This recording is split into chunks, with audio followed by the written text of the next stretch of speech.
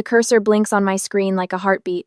Afternoon light cuts through the floor-to-ceiling windows of my studio, bouncing off the framed blueprints lining the east wall, 3 of them published in Architectural Digest last spring. My coffee has gone cold again. I do that, get so deep into a design that the world around me just stops existing. My phone buzzes against the drafting table. I glance down out of habit. It's my aunt. My chest doesn't just tighten, it locks. 9 years of silence, and her name is sitting there on my screen like nothing happened. Like she didn't do what she did. Like she didn't look me in the eye and lie while my grandmother's casket was still in the ground. I press the side button, silencing the phone, and turn back to my work. Some calls are answered. Some are not. The difference between the two says everything about how far you've come. 9 years ago, I was 23 years old with a design degree, a cheap apartment in Portland, and a grandmother who believed I could rebuild the world with my hands if someone just gave me the materials. She was the kind of woman who kept your drawings on her refrigerator until the magnets gave out. She taught me that a room should feel like a conversation, every piece of furniture, every angle of light, every texture speaking to the person living inside it. She was the reason I became who I am, and she was the reason my aunt decided I needed to be destroyed. My grandmother passed on a Tuesday in March. Quietly, the way she did everything, no fuss, no drama, just a slow exhale and then gone. I drove through the night to reach her house in Boise. Arriving with red eyes and a box of her favorite shortbread cookies, I'd bought at a gas station somewhere in Oregon because I didn't know what else to do with my hands. My aunt was already there when I arrived. She'd been there for 3 days. I didn't think anything of it at the time. She was family. Of course she would come early. Of course she would want to be present. I was grieving, and grief makes you slow. It makes you trust the people standing beside you in the dark because you can't imagine they would choose that moment to reach into your pocket. My grandmother had been very clear about her wishes. I knew this because she had told me herself, sitting at her kitchen table with a cup of chamomile tea between her palms, 6 months before she died. She knew she was running out of time. She said she wanted her house and the small savings account she'd kept for 40 years to go toward my education. I was still paying off student loans and toward whatever business I eventually started. She said, and I remember this exactly, "You're the only one who uses what I give you, sweetheart. Everyone else just wants to spend it." She had laughed when she said it, but her eyes weren't laughing. She had already made her decision. What I did not know was that my aunt had spent those 3 days alone in my grandmother's house before I arrived. What I did not know was that a second version of my grandmother's will had appeared, one that left everything to my aunt for equal distribution among the family, with my aunt as executor. What I did not know was that my name appeared nowhere in it. I found out at the reading. I sat in the lawyer's office in a black dress that was slightly too formal because I had not packed well, and I listened to a document that sounded nothing like the woman I had loved my entire life. My aunt sat across from me with folded hands and a practiced expression of grief. When I looked up from the papers, she met my eyes for exactly 1 second before glancing away. 1 second was enough. I said there must be a mistake. I said my grandmother had spoken to me about this directly. I said I wanted to see the original document, the one filed before my grandmother's health declined. The lawyer, a soft-spoken man who clearly wanted to be anywhere else, explained that the document before us was the most recent filing, signed and witnessed. My aunt placed her hand on my arm and said, softly, that grief sometimes makes us remember things the way we wish they had been, not the way they actually were. She said it so gently. That was the part that cut the deepest. My mother, sitting beside my aunt, did not look at me. My uncle nodded slowly, the way men nod when they've already agreed to something in a room you weren't invited to. My cousin stared at her phone. The lawyer cleared his throat and continued reading. I sat very still and understood, with a clarity that felt almost clinical, that I was completely alone in that room. I drove back to Portland in silence. No music, no podcasts, nothing. Just the highway and the dark and my own breathing. I had about $800 in my checking account, a portfolio that was just beginning to get noticed, and the memory of my grandmother's voice telling me what she had intended. I had no proof. I had nothing but her words and mine, and in that family mine had never once been enough. What I did have was her, not in any way I could hold or call or ask for help, but in the way she had raised me to move through the world quietly, precisely, without wasting energy on anything that didn't build toward something real. She used to say that the best architecture is invisible. That when a room is designed correctly, you don't notice the design. You just feel at home. That was how she lived. That was how she loved me. And sitting alone in my car somewhere outside of Boise with tears I refused to let fall, I decided that was how I was going to fight back. Not loudly. Not immediately. First, I was going to build something they couldn't take. The next 2 years were not glamorous. I took every freelance job that came my way, residential remodels, commercial space consultations, anything. I slept 5 hours a night when I was lucky. I kept a spreadsheet on my laptop that tracked every dollar coming in and every dollar going out with the focus of someone defusing a bomb. I reached out to a professor from my graduate program, a woman named Dr. Calloway, who had once told me my thesis project was the most disciplined work she'd seen from a student in 15 years. I sent her an email that took me 4 drafts to write, asking if she knew of any firms looking for junior designers with a strong portfolio and no room to fail. She called me back the same afternoon. She became my mentor without either of us formally naming it that way. She reviewed my portfolio, connected me with 3 firm principals, and wrote me a recommendation letter that I still have saved on my hard drive. When I got my first real salaried position at a mid-size firm in Seattle, I sent her a single white orchid and a handwritten note. She sent back a card that said simply, "This is only the beginning. Keep going." I kept going. Seattle was cold and expensive and exactly what I needed. The firm was serious, the work was demanding, and no one cared about my family or my grief or the money my aunt had taken. They cared about whether my drawings were accurate and my client presentations were sharp. I made them both as sharp as I could make them. I worked on residential projects first, then mixed-use developments, then a boutique hotel renovation that got written up in a regional design publication. I started getting calls from people who had read that piece. One of those calls turned into a contract. That contract turned into 3 referrals.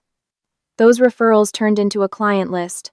By the time I was 28, I had saved enough to leave the firm and start my own practice. I named it after the address of my grandmother's house, not sentimentally, but privately. A code only I understood. Something to remind me every morning what the whole thing was for.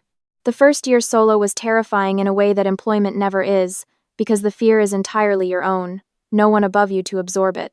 I pitched constantly, revised constantly, learned things about contracts and taxes and insurance that no design program prepares you for. I hired 1 part-time assistant, then a second. I landed a restaurant renovation project that got photographed for a national publication, then a corporate office space in downtown Seattle that drew attention from clients in other cities. By 30, I had a team of 6 and a studio with windows that made the most of the morning light, because I had designed the space myself and I knew exactly what kind of light I needed to think. I was 31 when my phone buzzed with my aunt's name. I had expected this moment in the abstract way you expect things you've long since decided how to handle. I wasn't scared. I wasn't even particularly angry, which surprised me more than anything. I was curious. The way you are when a piece of a design problem you thought was finished turns out to have one more element you haven't resolved yet. I let her call go to voicemail. I listened to it that evening, sitting on the floor of my studio after my team had gone home. Her voice was lighter than I remembered, warmer. She said she'd been following my work, that she'd seen my name in the press, that she was so proud of what I had built, and wasn't it a shame how distant family could become when life got busy, and maybe we could find time to reconnect? Not a single word about what she had done. I set my phone down and sat with that for a long moment. Then I texted back, "Happy to meet, name a time." We met at a restaurant near the waterfront, her choice, which told me she wanted to be on familiar ground. She looked like an older version of someone I used to know. She ordered wine before I sat down. She told me I looked wonderful. She asked about my projects with the enthusiasm of someone who had done light research and wanted credit for it. I let her talk.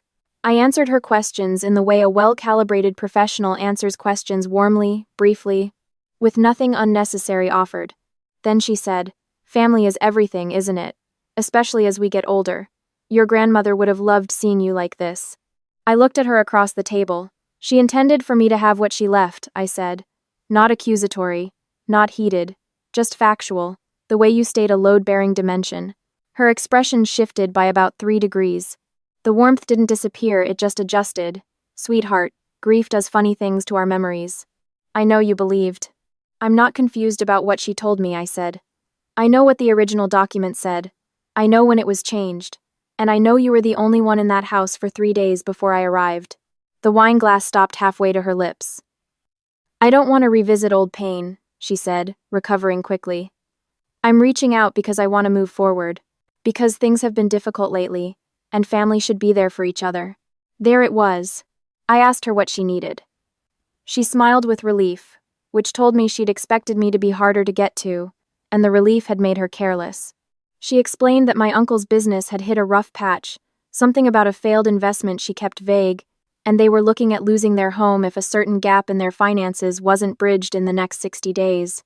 She slid a folded paper across the table, a handwritten figure with some loose explanation attached. $40,000. She said it the way people say things they've rehearsed to sound spontaneous. We've always been close, she said. We're blood, and I know you're in a position to help. I looked at the number. I looked at her. I thought about my grandmother's table, the chamomile tea, the way she had squeezed my hand and said my name like it was something valuable. I have one condition, I said. She tilted her head, waiting. I want you to tell the truth about what happened. To the family, to everyone who was in that lawyer's office. I want you to say what you changed and why. The warmth left her face completely. That's not something I can do. The family would. I'm not asking you to do it publicly, I said. I'm asking for a family gathering. Immediate family only, and I want you to say what happened. That's the condition. She told me I was being cruel. She told me that whatever I thought I remembered, there was another side to the story. She told me my grandmother had been confused in her final months, that the changes reflected her actual wishes even if they hadn't been communicated clearly. She said all of this in a low, controlled voice while her hands did not move. She was good at this. I had forgotten how good she was. I thanked her for dinner and said she had my number. Walking to my car through the cold evening air, I felt no weight, no guilt, no grief reopened. Only the clean, dry click of a decision made with full information. 3 days later, my cousin texted me. She and I had never been close. Her mother was my aunt's sister, but we'd always gotten along in the way that cousins do, when the adults have made things complicated. She said she'd heard I met with my aunt. She said she wanted me to know that she'd heard things over the years, things that hadn't sat right with her, and that if I was doing what she thought I was doing, she wanted to help. I called her back. Her name was Dana, and she was 34 and direct in the way of someone who had learned through experience that indirectness cost more than it saved. She told me she had been at my grandmother's house the weekend before my grandmother died, helping to sort some paperwork. She said she had seen a document in my grandmother's handwriting that named me as the primary beneficiary. She said my aunt had asked her not to mention it and she had complied, because she was 24 at the time and didn't understand the full weight of what she'd seen. She said she'd regretted it since. I asked if she would say this in writing. There was a pause. Then, yes. I called Dr. Calloway that evening. Not for legal advice, she wasn't a lawyer, but because she had been in my corner from the beginning and I needed to think out loud with someone I trusted. She listened without interrupting, which was one of the things I valued most about her. When I finished, she was quiet for a moment. What outcome do you want? She asked. I want the truth on record, I said. Not money. Not an apology that cost them nothing. I want the people who watched what happened to understand what they watched. And if the truth is complicated, if it involves people who weren't complicit but weren't brave either, then it's complicated, I said. I can live with complicated. I found a probate attorney named James, who specialized in contested estates. I explained the situation, gave him what I had Dana's statement, the timeline of events, notes I had kept from conversations with my grandmother in the months before her death, including one voice memo I had saved almost by accident, a phone call where my grandmother and I had discussed her wishes in detail. James listened carefully and told me that the statute of limitations on contesting the will had passed, but that the situation wasn't without legal dimensions, particularly if there was evidence of undue influence or document alteration. He said the voice memo was more valuable than I might realize. We sent a formal letter, not a lawsuit, not yet, but a detailed, documented statement of what we had and what we knew, addressed to my aunt and copied to 2 other family members who had been present at the reading. The letter was courteous and precise. It did not threaten. It did not plead. It simply stated facts in sequence and asked for a response. My aunt called me 45 minutes after it was delivered. Her voice was different this time. No warmth, no rehearsal. Just compressed fury trying to pass itself off as calm. She told me I was making accusations I couldn't prove. She told me I was going to destroy the family over money I never even needed. She said my grandmother would have been heartbroken. She would have wanted the truth, I said. You don't know what she would have wanted. I have a recording of her voice telling me exactly what she wanted, I said. I'm choosing to use that recording to document what happened. You can respond however you feel is appropriate. The line went silent for long enough that I thought she'd hung up. Then she said, very quietly, "You have no idea what it was like to watch her give everything to you. You were her favorite and you never even saw it. The rest of us, we spent years being second. I just made it equal." I let that sentence sit in the air. "Okay," I said. Then I ended the call and immediately flagged it in my call log. I would tell James about it tomorrow. What my aunt had not considered and what I had not planned, though it worked in my favor, was that my cousin Dana had texted me while my aunt was speaking to me. Dana had been on a three-way call with her own mother, who was my aunt's older sister, and my aunt had said almost the same thing about making it equal. Dana had screenshots. My aunt had been saying the quiet part out loud in multiple conversations, apparently reassured that the people she was speaking to were too loyal or too conflict-averse to document it. She had underestimated how tired some of us had gotten of being loyal to things that weren't true. I sent a carefully written email to the family members. I had always had real relationships with Dana, an older cousin named Robert who had grown up with my mother and occasionally expressed quiet skepticism about how things had gone, and my grandmother's closest friend, a woman named Helen who had known my grandmother since they were in their 30s and who had been quietly devastated by how the estate had been handled. I didn't ask for anything. I attached the documentation. I explained what I knew and how I knew it. I said I wasn't looking for conflict or for money at this point. I said I just wanted the record to exist. The responses came in over the following 48 hours. Robert wrote 3 paragraphs, careful and measured, saying he had had doubts for years and was relieved someone had finally said it plainly. Helen called me in tears and told me my grandmother had called her 2 weeks before she passed and said she was worried the paperwork wasn't going to be honored. She had told Helen to check on me after she was gone.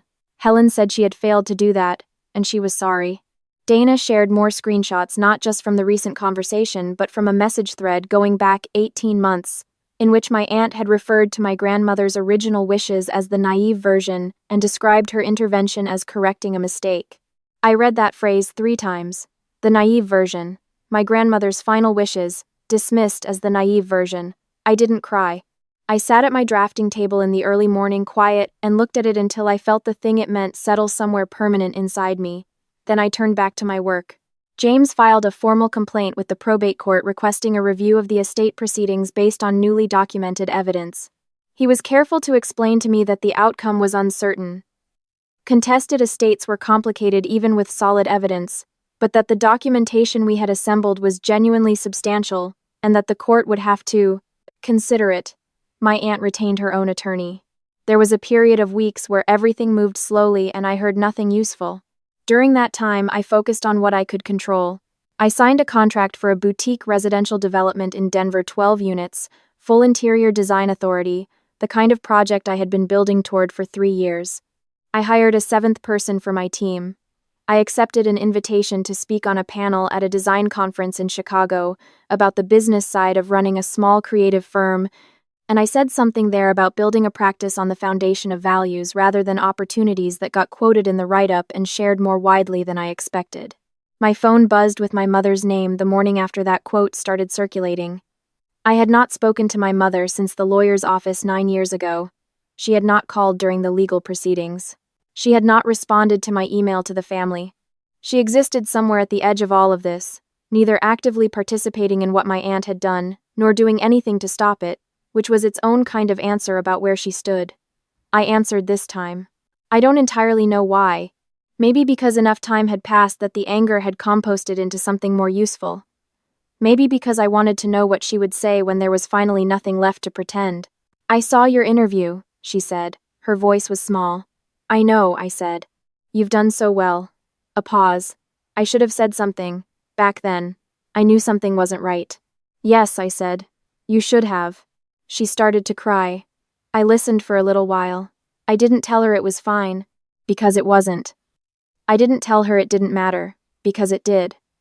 When she asked what she could do now, I said, "You could tell the truth, if anyone asks you directly."